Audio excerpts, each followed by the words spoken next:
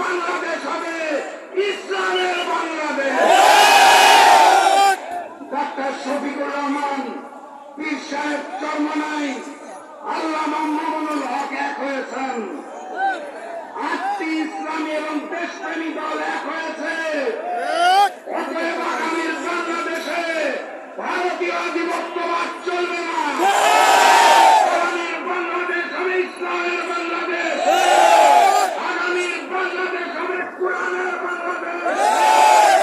আগামীর বাংলাদেশ হবে ন্যায় এবং সাম্যের ভালোবাসার বাংলাদেশ।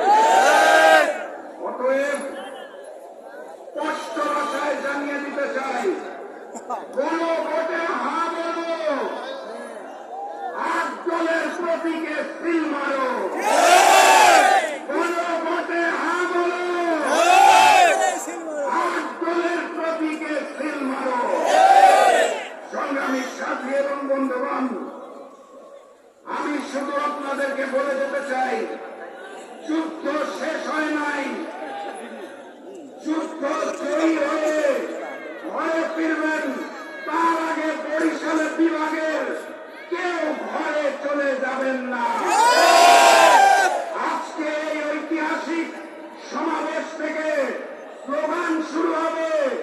জাতীয় নির্বাচনে 8 দলকে, ইসলামী দলদেরকে জয়যুক্ত করে স্লোগান দিতে দিতে বাড়ি ফিরবেন ইনশাআল্লাহ। তাহলে স্লোগান শুরু হোক। নারায়ে তাকবীর, নারায়ে তাকবীর, নারায়ে তাকবীর। এই বিজয় ধ্বনি ওই হিন্দুস্তানে পৌঁছে গিয়েছে।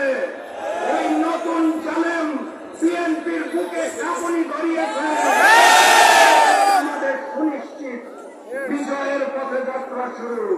জীবন অথবা মৃত্যু। আসসালামু আলাইকুম।